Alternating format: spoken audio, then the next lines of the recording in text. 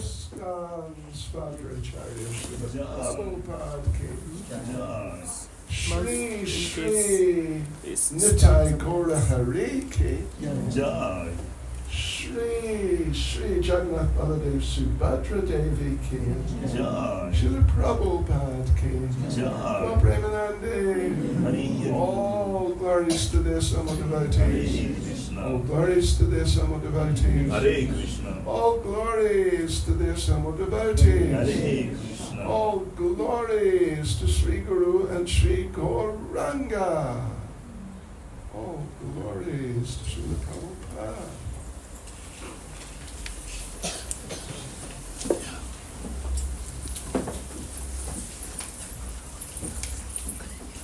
Oh, you're the MC. Yes, Maharaj. Very good. Hare Krishna. Hare Krishna. Hare Krishna. Hare Krishna. That's better. Hare Krishna, dear devotees, and welcome to our Sunday Love Feast. This week, we are so fortunate to have His Holiness Bhakti Chaitanya Swami with us to take us on a journey of remembering Srila Prabhupada. For those who are new, Maharaj acts as a GBC for South Africa. He's initiating spiritual master and a familiar face for Pretoriya. His Holiness Bhakti Chaitanya Swami Maharaj Ki. Yeah. Thank you. Of course, everyone knows what a GBC is.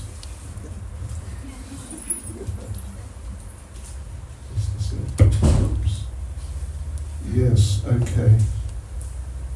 Governing body, commissioner, or great big crisis. That's sort of where the buck stops, I think.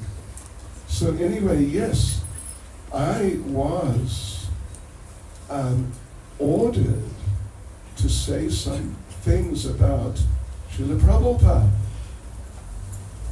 And so I'm going to do that. I'm very happy to do that because Prabhupada, our founder, Acharya, this is Prabhupada, of course, at the back there on the raised seat.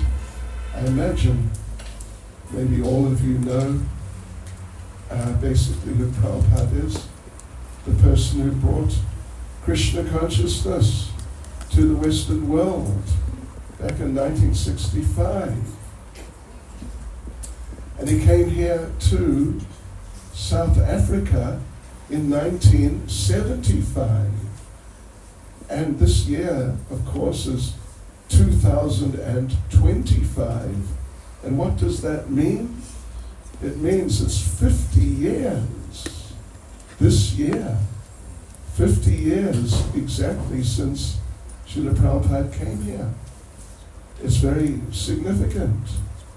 So we're having all sorts of celebrations, particularly around the actual time he was here, which was, I think it was kind of October or something like that, something along those lines. Prabhupada was here for 3 weeks, and he did programs in Durban, of course. He did 2 programs in the City Hall, did a program in the Peter Maritzburg Town Hall. Then he came up here and did, if I remember correctly, well, he did at least 1 program at Wits, right? 1 or 2? Anyway, at least 1 at Wits, yeah. And maybe I shouldn't say it, but, you know, those were the days, the bad old days, you remember, of apartheid.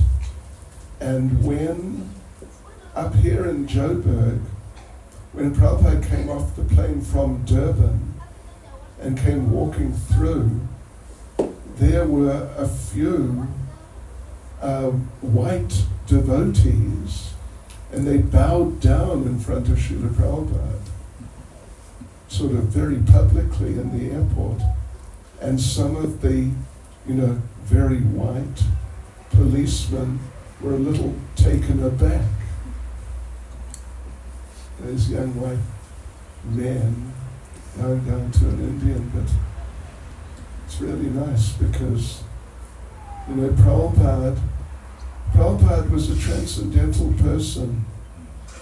He wasn't just, you know, an Indian or a this or a that. Prabhupada was a fully realized spiritual person.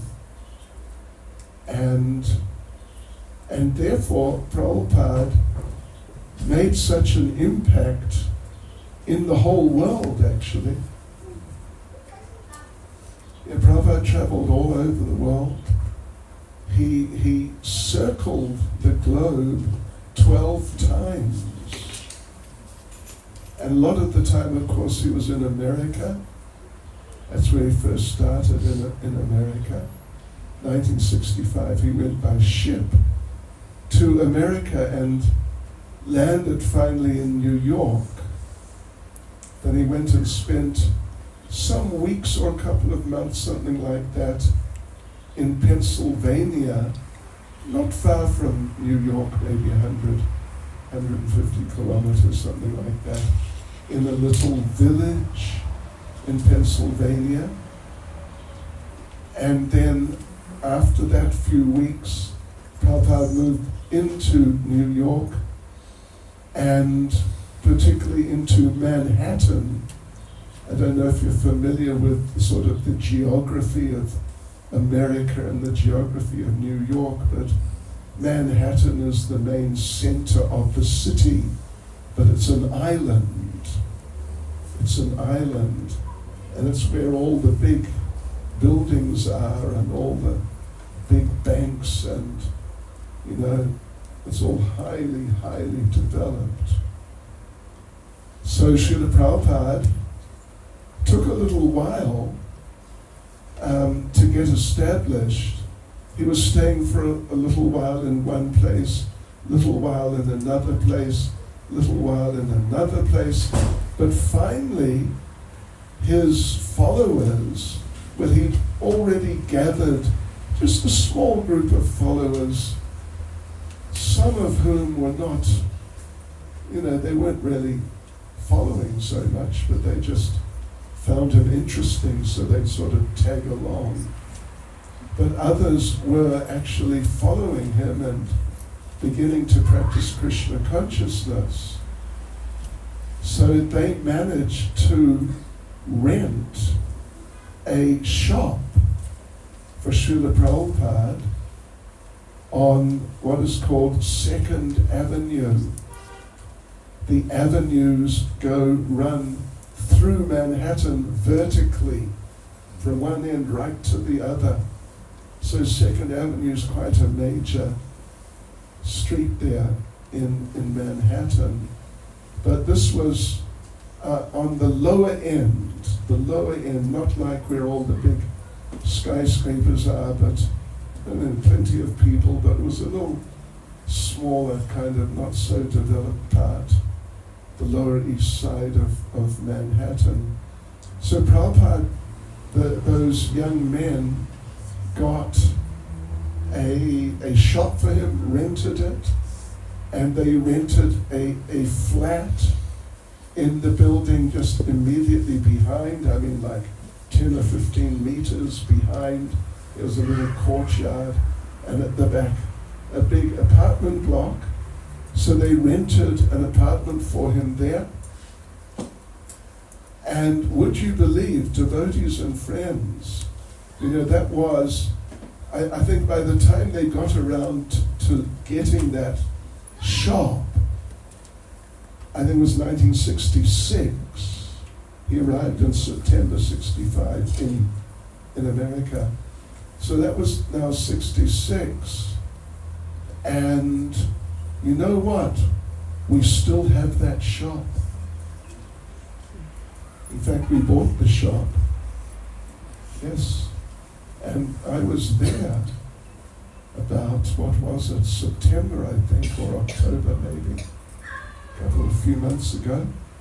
And we did a program in that shop, 26 2nd Avenue. It was really nice. Very historic place, because that's really where it all began. Yeah. So anyway, what we'll do now is, as part of sort of gradually, step by step, building things up to the main celebrations around the actual time that Prabhupada came 50 years ago, like October that time, we're going to be going here and there and talking about Srila Prabhupada and what he did, because Prabhupada was an extremely interesting person. I mean, he was amazing, actually. I can just tell you a little bit about that. I first saw Srila Prabhupada in Auckland, New Zealand. I'm actually from Auckland, New Zealand. I was born and raised there. And so Prabhupada came there Prabhupada came to New Zealand in 1972. And he also came back again, but I was not there. He came back, I think it was 76. He would spend a bit of time in Australia, and so he came to New Zealand twice. First time was April 72. And devotees and friends, believe it or not, I was there. Prabhupada came to the university in Auckland University, and I was studying there. Not very enthusiastically, to be quite honest, but at least I was there physically. And on that day,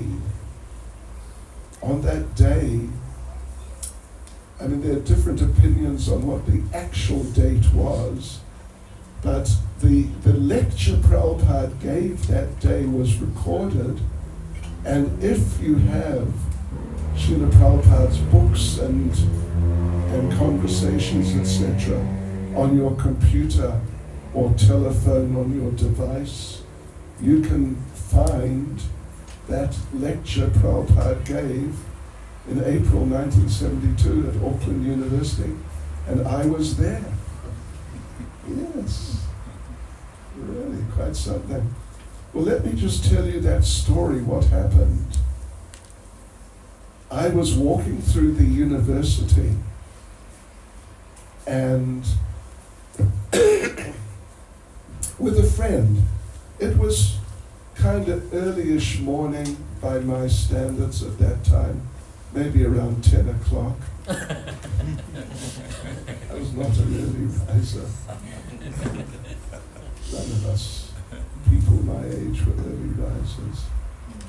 So me and a friend, we were walking through the grounds, the Auckland University is right next to the centre of the city, and there's one fairly major street going right in front of where the university begins, and I was walking along we were walking along the pavement there.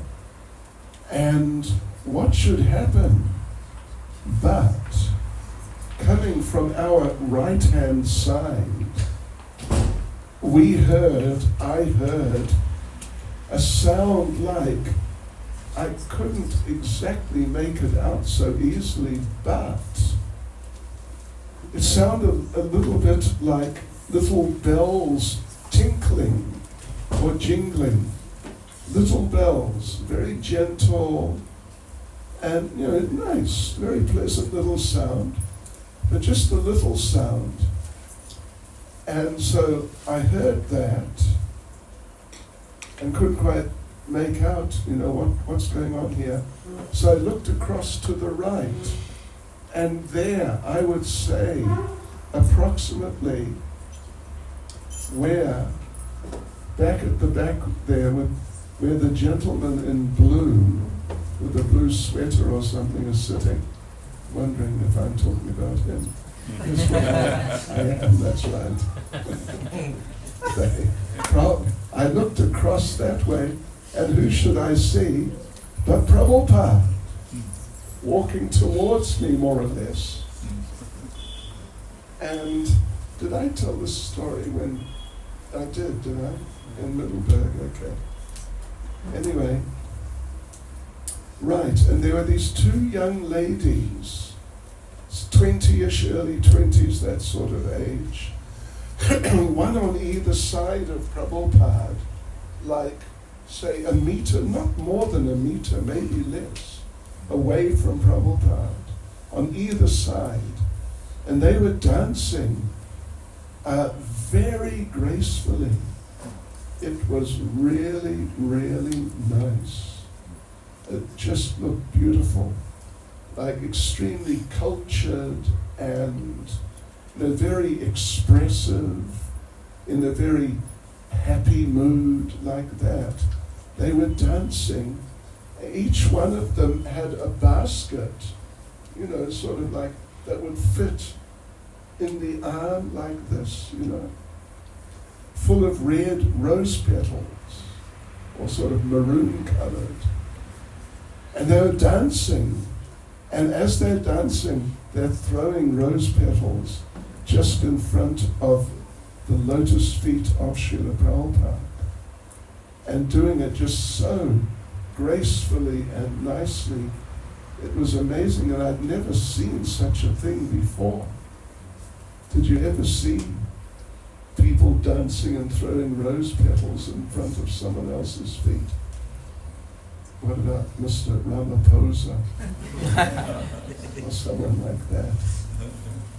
You would only expect that to be, well, you probably wouldn't expect it to be done with anyone, really, because it's just such a beautiful and heartfelt scene. And people don't do that sort of thing.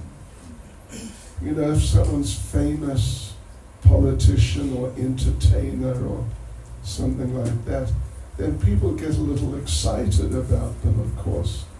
But throwing rose petals in front of their feet as they walk, I don't think you're going to see it, except amongst the devotees. Yeah, because that's Krishna consciousness. Krishna consciousness arouses deeper emotions in the heart, in the hearts of all the devotees. And therefore, for example, like that happened with Prabhupada, and also, therefore, devotees bow down in front of each other, right down on the ground. Did you ever see anyone do that with Mr. Ramaphosa? I don't think so. I don't think people do that. With some famous Bollywood star. What's his name? Amitabh Bachchan? Do people bow down? I don't think so. Or who else? What's his name? Shahrukh Bhai. You know who I mean? They don't do it. Because they're just on a different, they're in a different sort of realm of existence. And these types of emotions of actually feeling that you want to bow down in front of someone and feeling it to be really nice and being really happy that you're doing it. We're talking about a different type of existence. And it's spiritual, it's higher level. Yes, right. So anyway, so there we were. And the little bells, of course, were little kartals, just very small ones. So it was just kind of a tinkling sound, not, sometimes our devotees sort of clash the kartals together and makes a bit of a racket, but this was very gentle and mild. And so the first devotee I saw was Srila Prabhupada. First devotee I saw. Yeah. And then those young ladies dancing, throwing the rose petals, when I saw that, a thought just sort of popped into my mind. that this must be like heaven, because it certainly didn't look like Auckland City, which is much the same as Pretoriya or Johannesburg. Yeah, materialistic city. So yeah, and it was so beautiful, and they were so obviously happy and peaceful. They weren't stressed in the slightest. So I felt this must be like heaven, a place where there's no stress and people love each other and they're just happy to express their feelings nicely in sort of cultured ways. So anyway, then behind Prabhupada, there was a group of about half a dozen, mainly young men, maybe one or two other ladies, but mainly young men who had shaved heads. And in those days, I mentioned in Middleburg, this is our Middleburg contingent here, I mentioned there, right, that, in those days, us young men, because I was 20, nobody had a shaved head, that's for sure. In fact, hardly anyone had short hair. My hair, do you remember what I said? What did I say? Is it like the length of her hair? This is Aditi hair. It was about the length of her hair, something like that. That was me in those days. Sorry about that. The old me. This is the new me. So yeah, I wasn't impressed when I saw them. It was like from, like, wow, so beautiful, to what is going on? That sort of thing was happening in my mind. But then they walked right past me and my friend.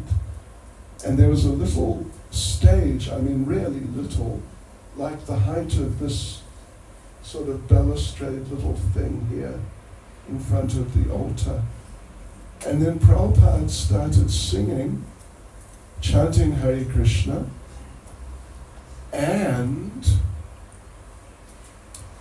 then after that, Srila Prabhupada spoke. He spoke. And he gave a short lecture. That was 72. I'm just trying to find it. It was April. I'm going to read just a little bit of it. It was just really nice. It's the Auckland University, here it is. It says April 17th, 1972. Right. So let's have a look at that. And I'll just read a few lines of what Prabhupada said there when I was present. And it had made such an impact on me. So this is the last few sentences, like maybe 6 sentences or so, Prabhupada spoke. And of course he was speaking to the students. There was like something between 50 and 100 students just gathered there, watching and listening. Prabhupada said, so our request is that the younger section may not feel confused and frustration. There is very nice hope. Those who are taking to this Krishna consciousness, mostly they are younger section. Now ask them how much hopeful they are, how much jubilant they are. So my request is that you're all young boys and girls, flowers of the country. Don't feel frustration and confused. There is nice hope in Krishna consciousness. My only request is that you're all learned boys and girls. Try to understand this philosophy and science, and you will be happy. That is my request. Thank you very much. Hare Krishna. So I was there. It's a good message, isn't it? For the younger section. Those of you who are still at school, are you still at school? Okay. Those of you, some of you at university. Are you at university? That's you. No. Yes, Gorangi, right? What you doing? High school. High school, okay. All right, anyway, so for actually all of us, it applies universally, but of course particularly there Prabhupada was addressing the students. I was 20, and other students, they ranged from like 18, maybe up to 23, most of them, few older ones doing like masters and things like that, but the majority undergraduates, they're kind of plus or minus 20. So Prabhupada spoke like that. And it's something which applies to all of us, that we may be facing different challenges in life. Who could say they're not facing any challenges? Anyone who would say that is either, well, I don't know what to say, not either, but is just really too out of tune with reality. Yeah, to think that, I'm not facing any challenges. Who, me? I used to read when I was young, years ago. Have you heard of Mad magazine? You heard of that? Yeah, I used to get Mad magazine. It's very funny. And in Mad magazine, who is the person? Alfred E. Newman. And he's one of these sort of, what's going on type of people. And Alfred E. Newman, his thing was, what, me worry? Yeah, sorry, I shouldn't have mentioned that. But if you want a good laugh, read a copy of Mad magazine. So yeah, what, me worry? Who, me worry? Yeah, so life is difficult. It's difficult at every stage. Some people, some men, young ladies, they feel, isn't it? I must get married. That's what I need to do. This is not a small thing. It's not a small thing. It may not be every young man and every young woman, but it's enough of them. Yeah, that's what I need to do. And when I do that, that's it. Everything will be fine. When I get my wife or my husband, everything will just be fine. All the problems of life solved. So that's okay until they realize that they have married a person who also has their own problems. And now their problems have become your problems too. You've got double problems. Plus you've got your in-laws now. They're usually pretty difficult. Anyway, let's not get into it too much. But look, seeing we're going there, you heard the story. You know the story of Sleeping Beauty? You know that story? And Prince Charming? And I forget what happened to Sleeping Beauty, but she was sleeping. And it was not good. And Prince Charming came and saved her. And they rode away into the sunset, as they say. And you know how fairy tales end. They all lived happily ever after. But the problem is, that only happens in the fairy tales. And now, Prince Charming and Sleeping Beauty, they were just so overwhelmingly physically attracted to each other. They couldn't keep their hands off each other. Before they knew it, they had at least 15 children. And, children are expensive items to possess, like houses and cars. It's okay to have them, but they're expensive to run. So children are expensive to run. And poor old Prince Charming had to get a second job, and then a third job. And in the end he couldn't manage, he had a nervous breakdown. And after having 15 children, Sleeping Beauty wasn't looking that beautiful anymore.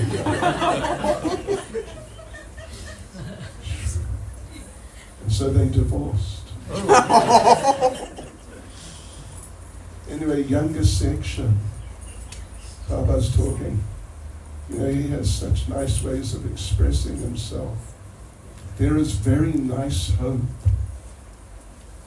Those who are taking to this Krishna consciousness, mostly they're younger section. Now ask them how much hopeful they are, how much jubilant they are.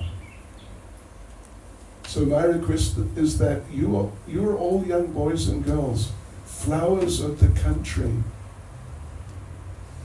Don't feel frustration and confused. There's nice hope in Krishna consciousness. It's really like that. So anyway, that's Prabhupada speaking. And I am going to tell you a few little stories about Srila Prabhupada, because devotees, I collect Prabhupada stories. And I have quite a collection. Let's see. Here, this is a good one. You'll like this, and I think you will not have heard this. This is a story of Prabhupada when he was a young married man. Prabhupada had, I think, 4 children, or maybe 5, but at least 4. So one time, he was with his, at that time, 4-year-old son. And a wedding party went past on the road. And those of you who have spent some time in India, you would know what wedding parties look like, right? Particularly the young man on the horse, you know what I mean? The brass band. And I mean, wow, it's quite a thing down the street. So Prabhupada and his 4-year-old son, they're walking through the street and they see this, it's quite a dramatic scene. And the son, he was 4, and at that age, it's the age of asking questions about anything and everything. And that son was really into asking questions. So he asked Srila Prabhupada, as a young man, sort of maybe 30-ish or something, "What is this? What are they doing?" Prabhupada said, "It is a wedding." And the boy said, "Oh, what is a wedding?" Yeah.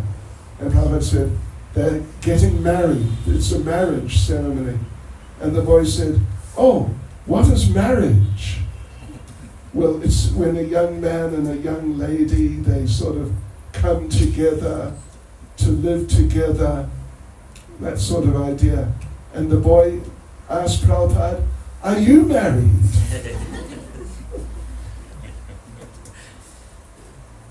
And Prabhupada said, "Yes." It's interesting, that little 4-year-old mind. "Oh, are you married too?" Yes. Right. So, like I said, I collect stories.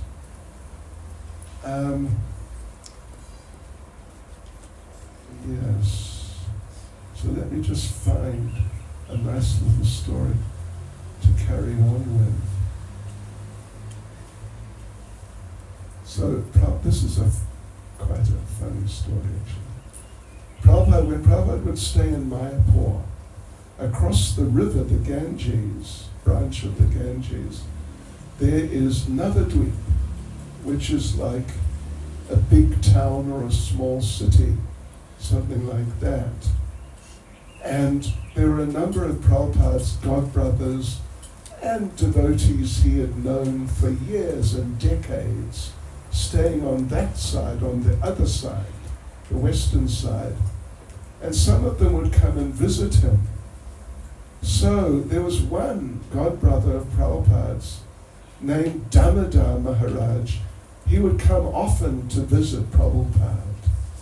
And Prabhupada didn't really appreciate seeing him because this Damodar Swami, what he would talk about was all the controversies in their organization. Who said this and who did that, and who said something bad about someone else, and they found out and there's a whole controversy. Like this, he would tell all the latest sort of hot gossip. And Prabhupada just didn't appreciate it. Yes. So Prabhupada said that he talks all these nonsense things. I'm not very interested to hear it. So when he comes, just say something so he goes away. And he doesn't come in to see me. Yeah. So the next time this Damodar Swami came, the devotee told him, well, Prabhupada is resting and cannot be disturbed. Which was not 100% true, actually, but it was just his way of sort of diverting the man. And this Damodar Swami was not satisfied. And he said, Prabhupada said, I can come whenever I want. Why don't you let me see him? But then the boy tried to say that, I can't disturb him, but this man wouldn't accept it. So then, as it happened, Prabhupada came out of his room onto the veranda in front of his room, and this Damodar Maharaj called out, Prabhupada, Swamiji. And Prabhupada said, oh, good. How nice, thank you for coming. Come in, come in. Yes.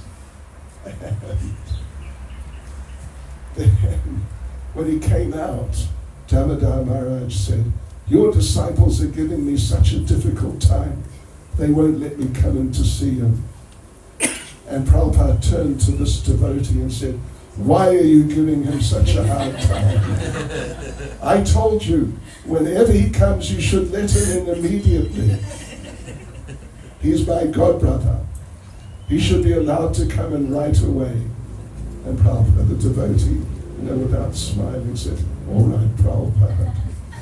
And the devotee felt blessed to sort of participate in this kind of leela, this pastime of Prabhupada's. Yeah. So, yes, right, that's a nice little story.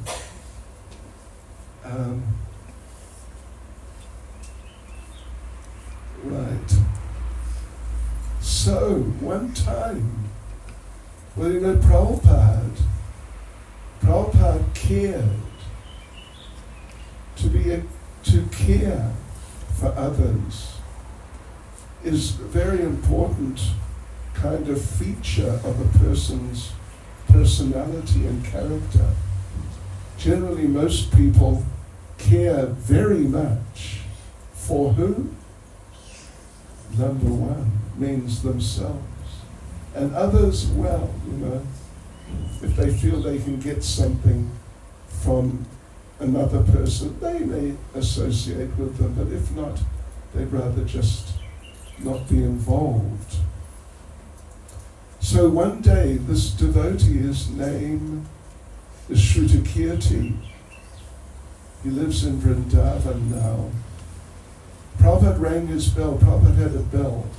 The assistant would be just out in the corridor. Prabhupada would ring the bell. Assistant would come in.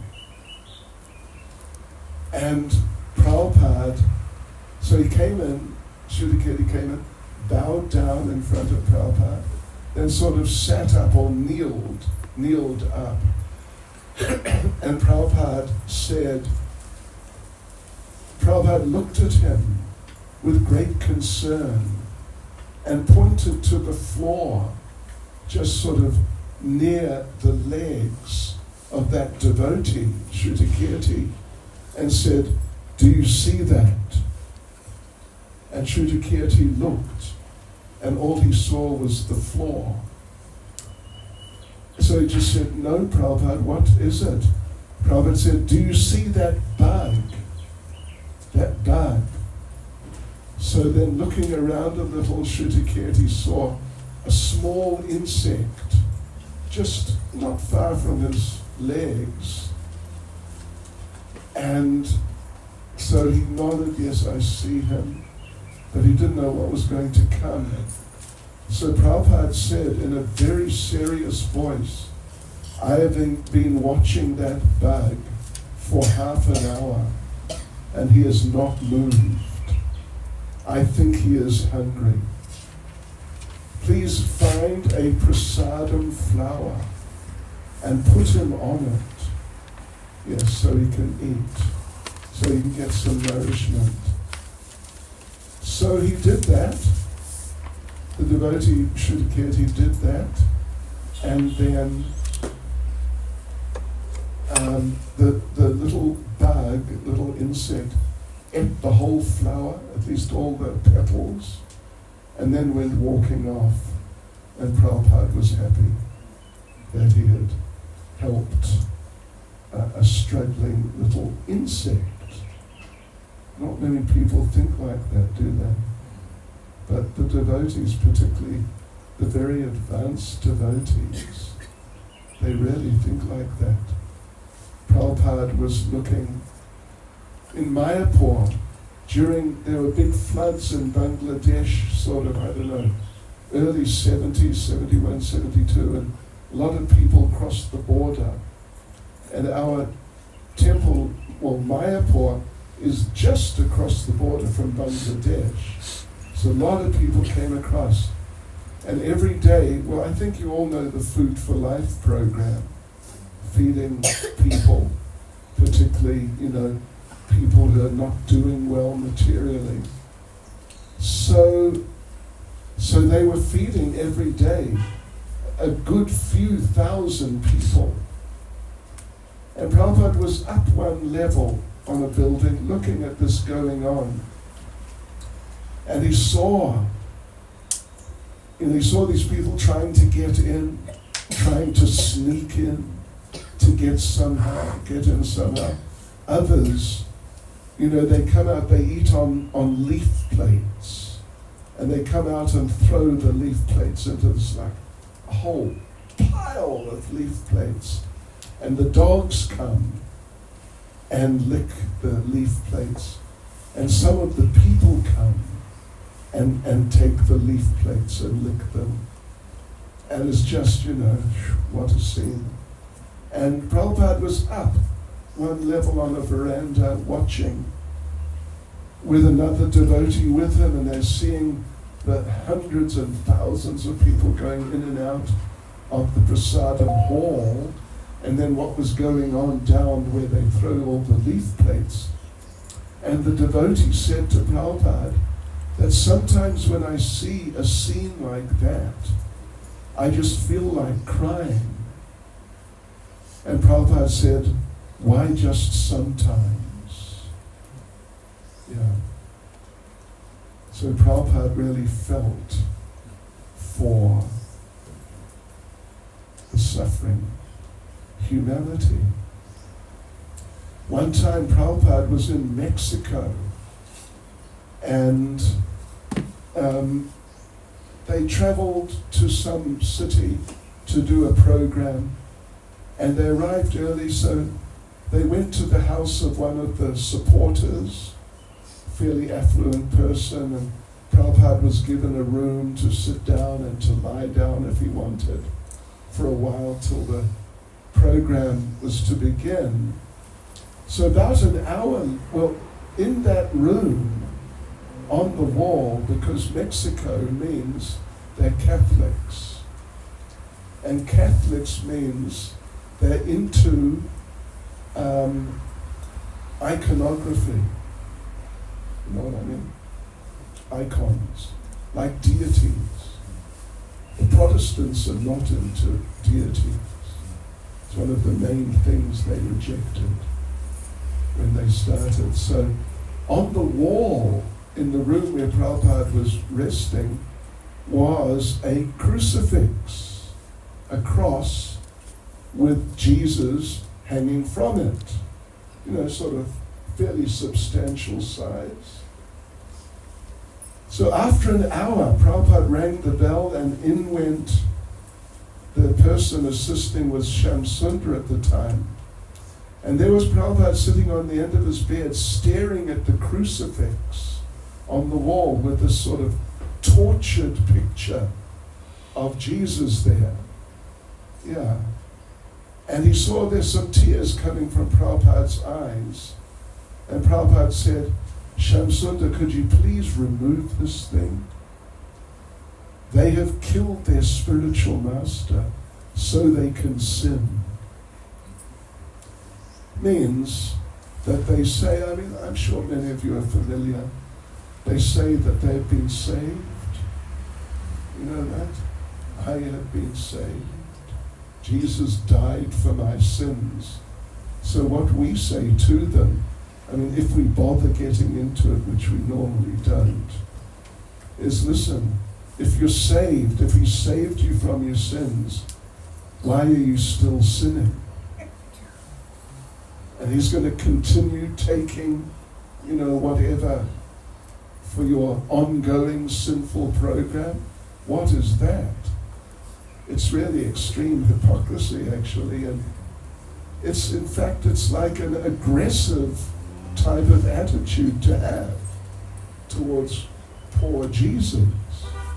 You know, let me carry on with doing whatever, you know, drinking, smoking, maybe illicit relations with the opposite sex and all that. Let me carry on with that and let him take the reactions. Because he died for my sins, so there you go. Yes, so, anyway, yeah, Prabhupada, very sensitive. Yeah, one devotee was saying to Prabhupada that, well, the devotee had been given a garland which Prabhupada had worn, or maybe the deities had worn, and the garland was a little deteriorated, you know, the flowers dry up, and, you know, you may have seen garlands like that and they don't look nice. I mean, eventually they don't look nice at all. So, devotee said to Prabhupada that Krishna is transcendental. Krishna is ever fresh. So why do the garlands which are put on Krishna deteriorate?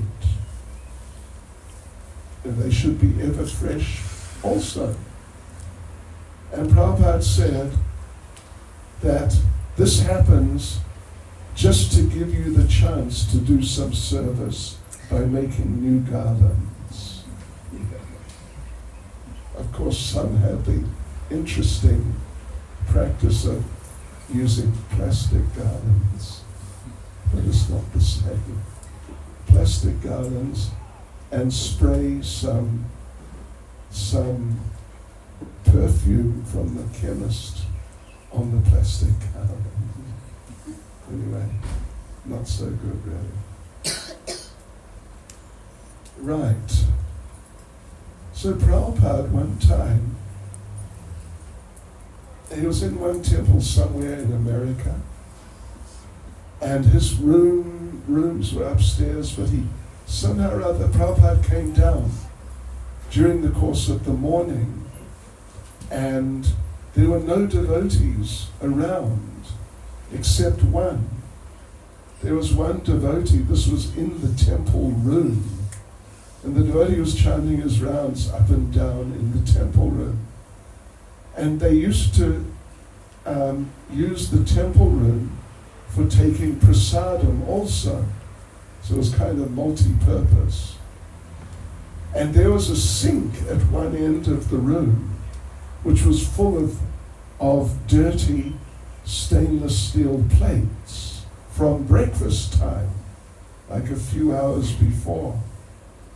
And Prabhupada asked this devotee who's chanting his rounds in the temple room, is someone going to wash these plates?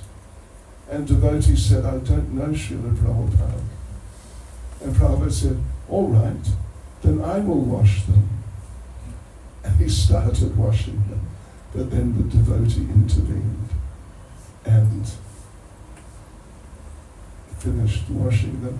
Because Prabhupada would say, well, you know, there's a famous saying, cleanliness is next to godliness. Prabhupada sometimes would say, cleanliness is godliness. Yeah. Okay, let's see. Right. Here we go.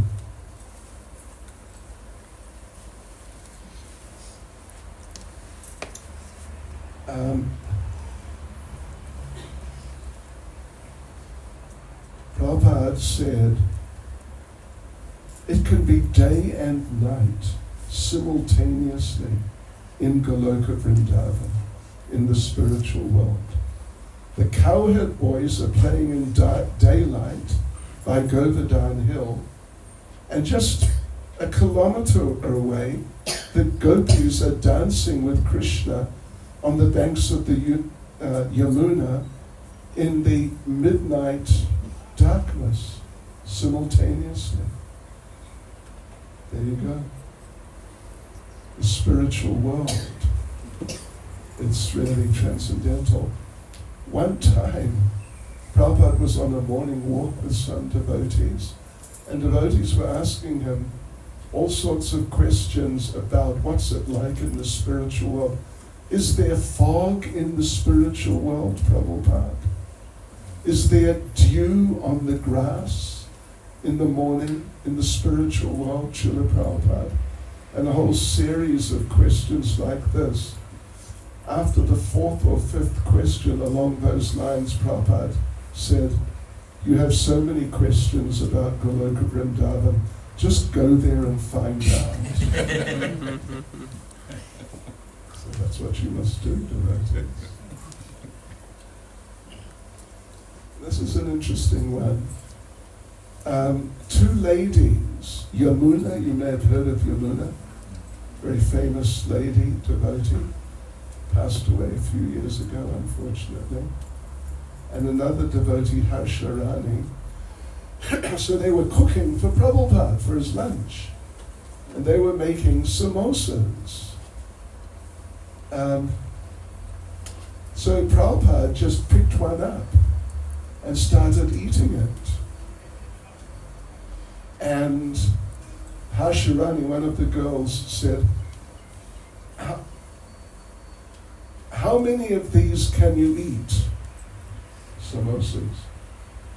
Prabhupada answered, more than you can prepare. And then she said, well, actually, Prabhupada, you're not allowed to eat them because they're not offered to Krishna. Yes. So,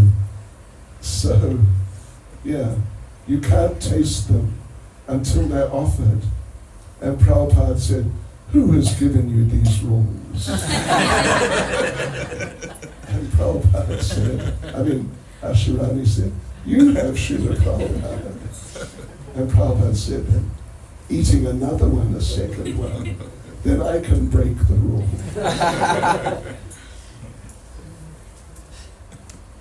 Yes, right.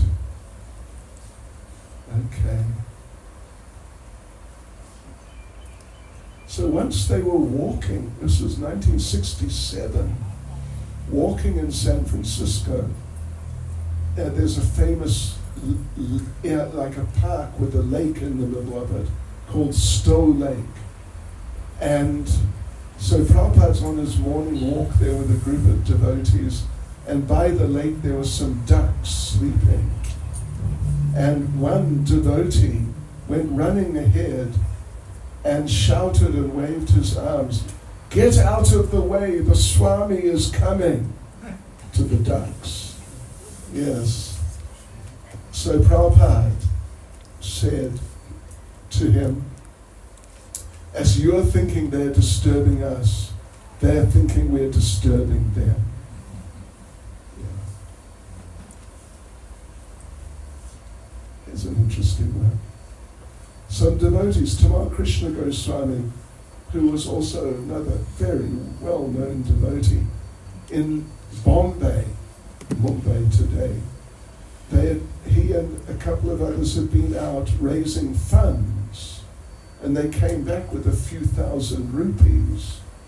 And in those days, I remember when I first went to India, there were 8 rupees to the dollar. 8 rupees. Now there's 85 or something like that. So, and this was a few years before, several years before, so maybe there was 5 or 6 rupees to the dollar then. So they collected a few thousand rupees. Maybe it was the equivalent of $1,000, something like that. And some business people were coming to visit Prabhupada. And Tamal Krishna Goswami had put all this money on Prabhupada's table, his low table. He would sit on the floor with a low table in front of him. So Tamal Krishna Goswami started gathering up the money.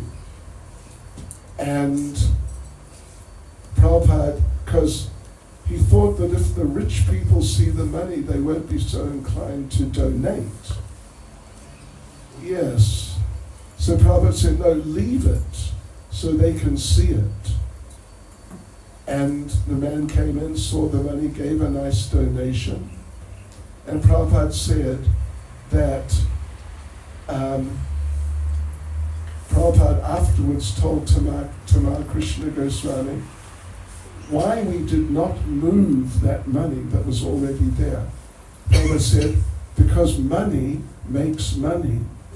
Yes. So the man saw the money on the table and thought, oh, I should also give some money to Prabhupada. Yes, oh yes, my gosh. Prabhupada was being driven to a temple of Haridas Thakur in Bengal, in West Bengal. And, our devotees in India, our devotees do not drive, but they have employed drivers. Yeah. It's very rare that devotees drive cars, except for Anukul Krishna Prabhu. He does sometimes, because he is fearless. You have to be to drive in India. So anyway, so the driver was driving this employed driver. And if you've been to that part of the world, then you would know that when the drivers are driving, what do? Honk the horn. You must honk the horn. It is against the rules to not honk the horn. If you honk the horn less than 5 times in a minute, then you are not bona fide. So the driver was honking and honking and honking, honking at anything and everything, and even honking at nothing.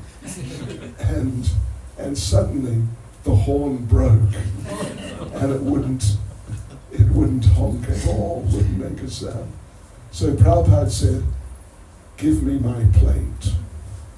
So they gave him his plate, and with his walking stick, he started sort of hanging with the window open, not exactly hanging the plate out, but just by the window, and he started banging on it with his walking stick. Yes. So he did that for a while, and whenever there was someone on a bicycle or something like that, and sure enough, they would all veer out of the way. So he did that for a while, And then he handed his plate to another one of the devotees and had him, the devotee, bang on it. And Prabhupada said, they will think it is a new American invention and they will want to imitate it. Yes. Oh. Anyway, Prabhupada was, 1973 in Mayapur, Prabhupada was being massaged. And there were a few devotees with him. And Prabhupada looked at the devotees and said, when I was young, I was very strong. And I ate halava every day.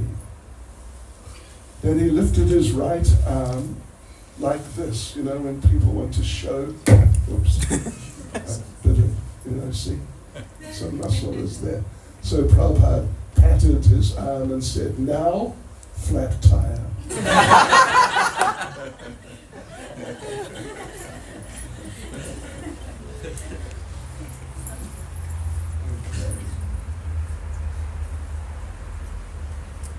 So one day, one devotee was alone with Prabhupada in his rooms. And he sat with Prabhupada for a few minutes and he asked, Prabhupada, can I ask you a question? Well, not a question, but a request. And Prabhupada said, what is that? So he said, Prabhupada, would you please bless me that I can be your personal servant eternally? Prabhupada was silent for a moment and said, yes. Yes. So that sort of request, that's very nice. Let's see. So Prabhupada was on a train heading from somewhere to Mumbai. So, and with a group of devotees. And the ladies, couple of ladies, Yamuna and Kausalya, they went to see Srila Prabhupada. They were like Prabhupada's cooks. So they asked Prabhupada, is there anything you'd like? And Prabhupada said, yes, please cook me some hot rice. They agreed. They didn't know how they were going to do it or what would be involved. So they went to the restaurant or the kitchen wagon, and they asked, can we please cook some rice for our Guru Maharaj? And the man had a whole, big pot of rice. He said, just take some of this. And they said, no, we must cook it. We must cook it. And the answer that came was a very definitive no. You can't do it. And then Yamuna said, all right, then I will just throw myself from the train. And the man said, all right, crazy American woman. But let her cook some rice for Prabhupada. Here's a good one. I mean, you'll either like this or... Anyway, Prabhupada was doing a public, like a festival program, a gathering of swamis. Yeah. Some program to do with Bhagavad Gita or whatever. And so each group would get up and say something for half an hour, then the next group, and it was going on like that for a few days. So Prabhupada,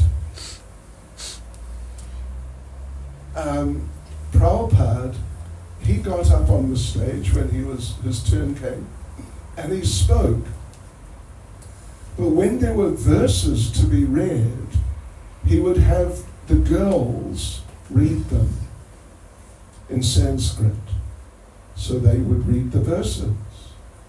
So one man criticized the girls to Prabhupada that they cannot pronounce Sanskrit properly. So, They're not to be taken seriously, that sort of idea. But Prabhupada said, these girls have more devotion than you will ever know in a million lifetimes. And the man just sort of faded away. Prabhupada really appreciated his disciples and would stick up for them. Yes. So let's see. Yes.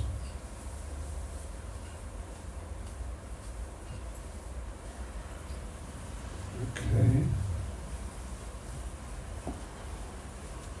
Who's in charge? Is someone in charge? Anyone in charge? Are you in charge? Oh, you are. And you too. What time do we go till? 3:30 was supposed to be the cut. We go to 4:30? Okay.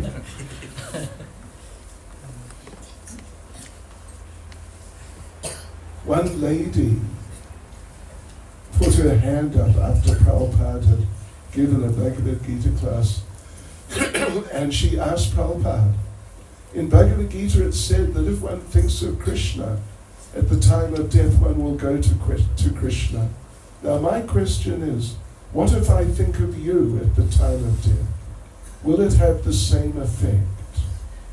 So Prabhupada did not answer right away. He closed his eyes for 2 or 3 seconds, as if he was really concentrating, focusing for an answer. And then he opened his eyes and he smiled and said, that is very nice. Yes, it will have the same effect. So if we remember Prabhupada, we'll go to Prabhupada. Right, so let's see. It sounds like I have to stop by 4:30. It's just not enough time. But anyway, let me tell you one story.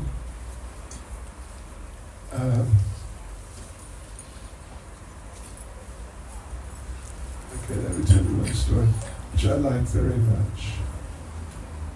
This is a story, I mean, in a sense, it's not directly about Srila Prabhupada, but it's also about Prabhupada. Harisori Prabhu, you may have heard of him. He used to serve Prabhupada for many years, and he's written a series of books about his experiences. So, one day, he was in Brazil, and he used to go around visiting temples, telling the devotees his experiences with Prabhupada. So he was in this one temple in Brazil, and he had just finished a program doing that with the devotees there.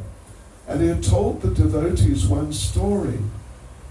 And the story goes like this, that he and 1 or 2 other devotees, they were on a plane with Prabhupada. And someone had given them some chevda. You know what I mean by chevda, right? Sort of puffed rice, fried, that sort of thing. So that's all they had. And Prabhupada said, I want to eat, I'm hungry. So they put out this chevda on the little tray table, and Prabhupada was eating some chevda. And one of the flight attendants, young woman, came by and stopped and looked at the chevda and said, oh, what's that? And they said, well, it's some sort of puffed rice, fried sort of thing. And she said, really, it looks really nice. And she just took a handful and ate it. And they were a bit shocked. But then, she was already nice. But then she became extremely nice. I said, can't I bring you some food? And the one devotee said, well, no, we don't, eat this sort of food. We're vegetarian. And she said, oh, can I bring you some fruit? Okay. So she brought a whole basket of fruit, whole fruits. Anything else you'd like? Would you like something to drink? Like some tea or coffee? Well, we don't actually drink tea or coffee. We drink milk. Oh, I'll bring you some milk. But we drink hot milk. Oh, okay. We'll heat some milk up for you. And she brought like a 2-liter jug of hot milk with cups and things. Anything else I can get for you? And it was a few hours flight. And she came like every so often asking, anything you'd like? Would you like some more milk? Would you like some hot milk? Do you want some fruit? So back and forth a number of times. And then finally when they got off the plane, she was by the door. And she was so nice. She was just so nice. Were you okay? And, please come back. And very respectful to Prabhupada. So Harisori had explained that story to the devotees in the temple in Brazil. And then he finished, and one devotee came up to him and said, that story you just told about the lady with the puffed rice, the chevda, and bringing all the milk and everything? Harisori said, yes, of course.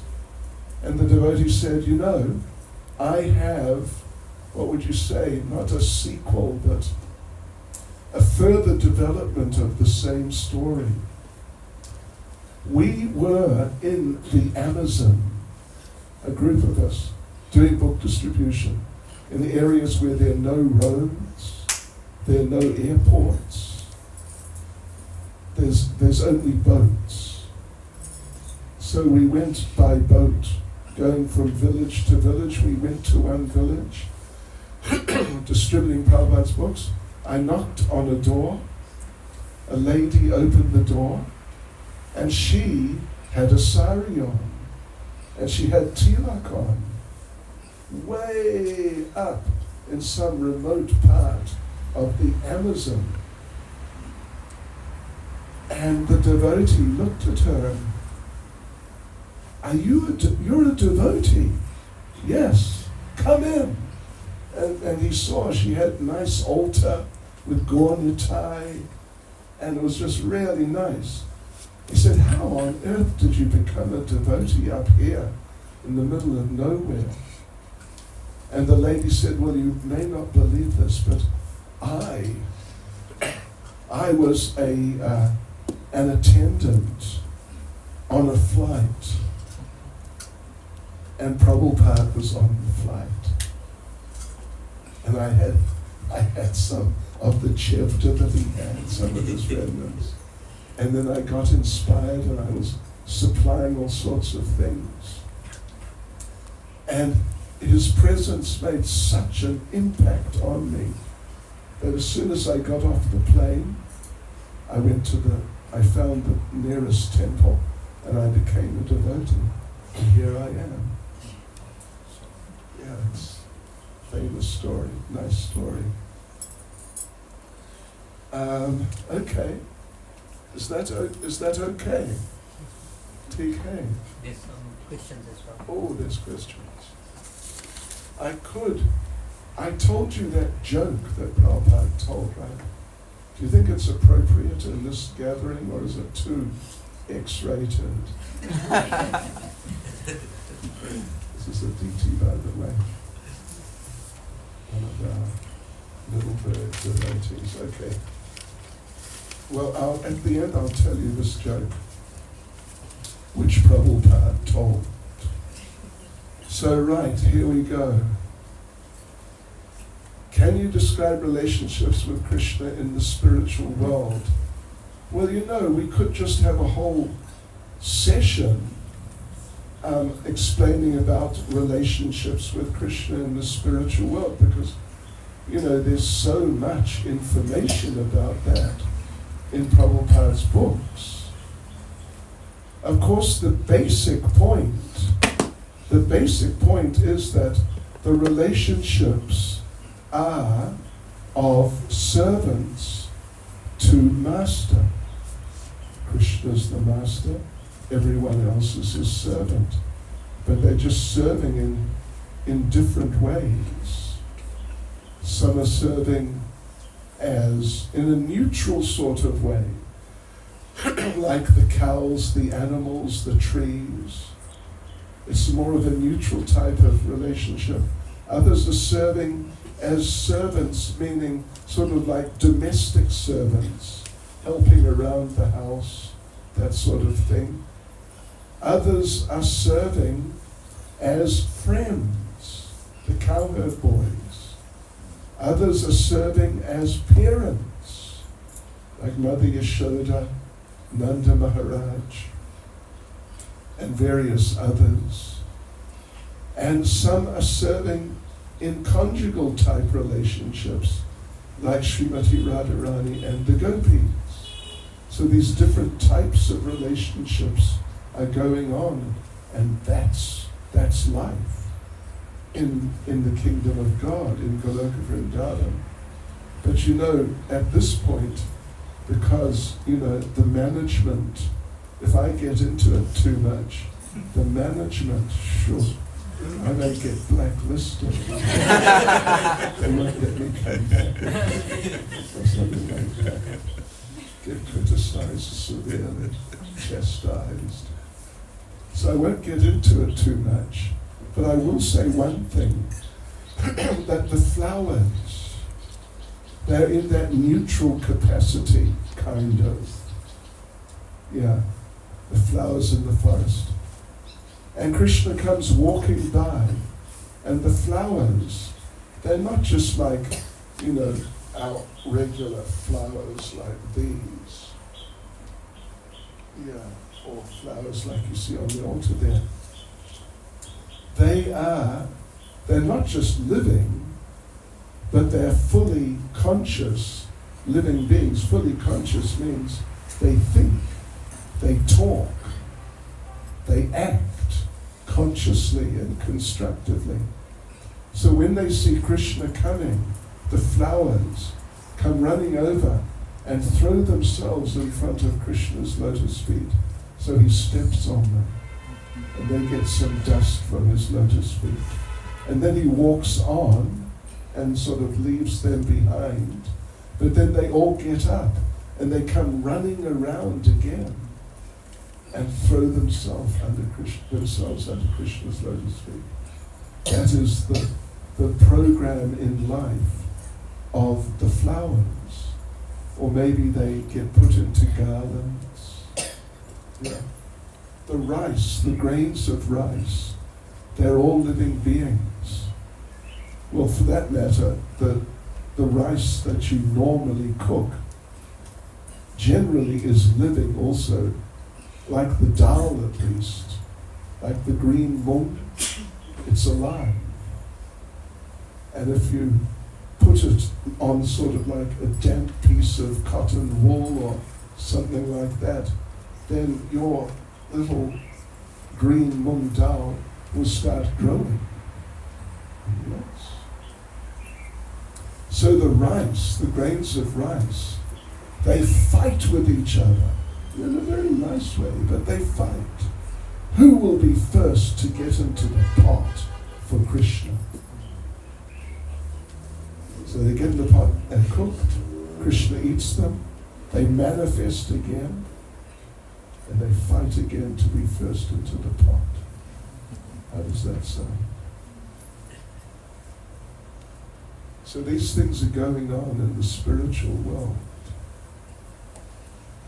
So for us, the thing is this. We've been living in this material world a long time. And we have developed bad habits. Sort of the fundamental, well, there's a few like foundational bad habits. One is to identify with the body. So therefore, you would think, I am a woman. He would think, I am a man. and I'm an Indian man, I'm a white man, you're an African man, and you're this old, I'm that old, and all that sort of thing, which is fiction. It is fictitious. Yes. It is not true at all. Yeah. It's like, a James Bond story. It's just fiction. There never was, there never will be. It's just, someone made him up to make some money. So, yeah. Okay.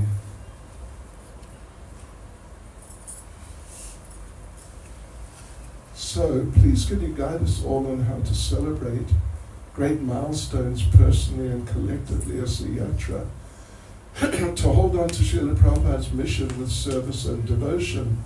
Well, the 50th anniversary is coming. This is the year.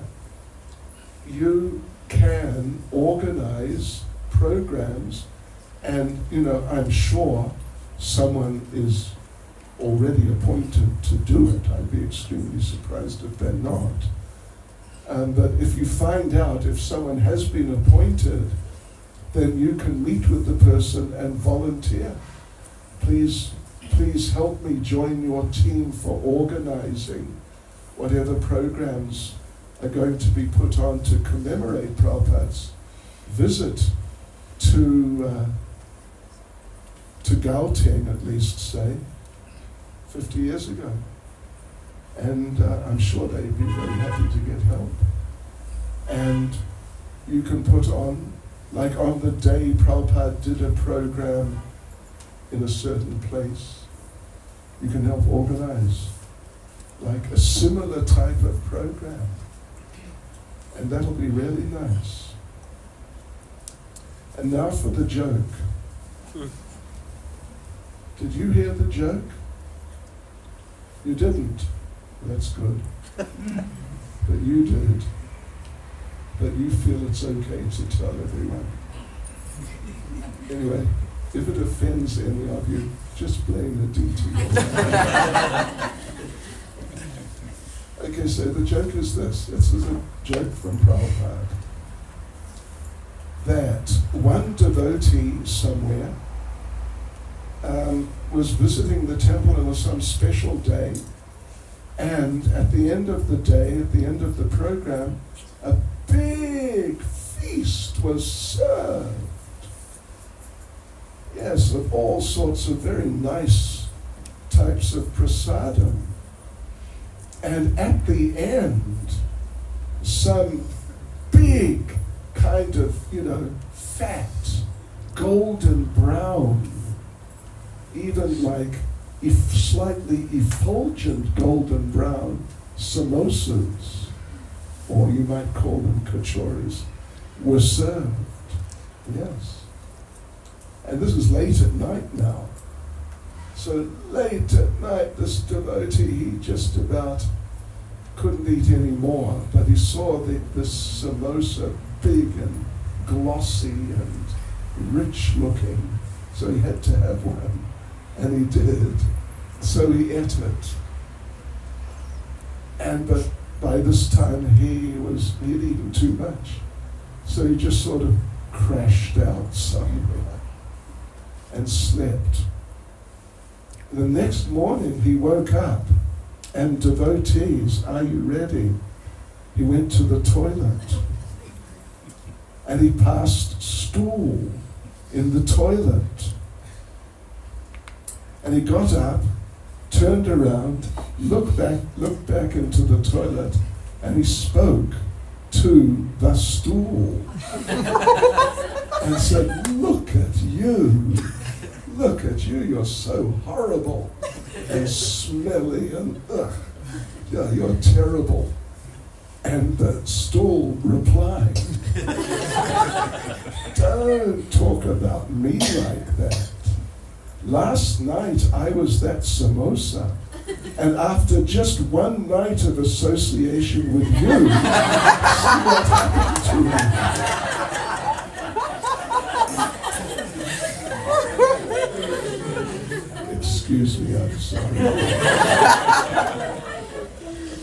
But Prabhupada told that.